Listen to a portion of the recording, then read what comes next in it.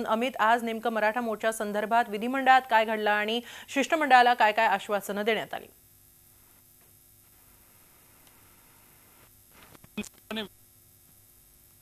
सुरू झालं आणि ज्या पद्धतीनं हा विराट मोर्चा मराठा मुकक्रांती मोर्चा काढण्यात आला होता त्याचा परिणाम विधिमंडळाच्या कामकाजावर होणार हे निश्चितच होतं। आणि तशाच पद्धतीनं 11 नंतर दोन्ही सभागृहाचं कामकाज जेव्हा सुरू झालं तेव्हा ते अनेकदा कामकाज तहकूब करावं लागलं। साधारण 12 नंतर विधानसभा आणि विधानसभा आणि विधान परिषदचं कामकाज हे 3 वाजेपर्यंत तहकूब करण्यात आलं।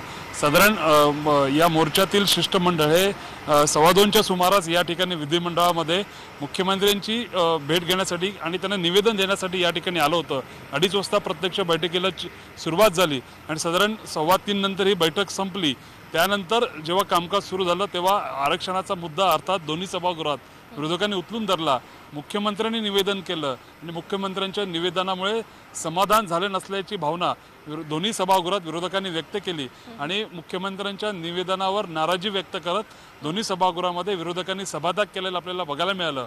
अर्थात इंदिरा गांधी यांच्या जन्मशताब्दी वर्षानिमित्त इंदिरा गांधी यांच्या कार्याचा गौरव करणारा ठराव या ठिकाणी आत्ता मांडण्यात येत आहे। विधानसभेमध्ये नुकताच मांडण्यात आला। विधान परिषदेमध्ये 5:30 नंतर स्वतः मुख्यमंत्री मांडणार आहेत, तेव्हा सभात्याग केला असला तरी या विषयावर दोन्ही सभागृह ही परत भरणार आहेत। त्या बाबतीत परत कामकाज सुरू झालेलं आहे आणि सत्ताधारी असतील आणि विरोधक असतील या दोघांची या प्रस्तावाबाबत या ठरावाबाबत भाषणं होतील आणि मग त्याच्यानंतर कामकाज जी औपचारिकता कामकाजाची आहे मग कागदपत्र पटलावर ठेवणं असेल किंवा इतर गोष्टी असतील त्या पूर्ण करून आजच्या दिवसाचं कामकाज संपेल।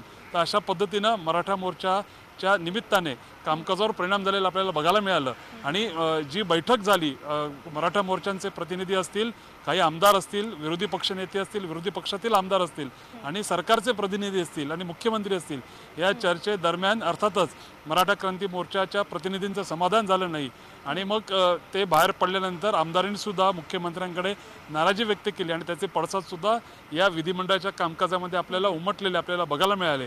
थोडक्यात ज्या पद्धतीनं मुंबई किंवा राज्यभर आज मराठा मोर्चाचा बोलबाला होता त्याचे पडसाद विधिमंडळाच्या कामकाजामध्ये वारंवार उमटताना आपल्याला बघायला मिळाले। झी 24 तास रहा एक पाऊल पुढे।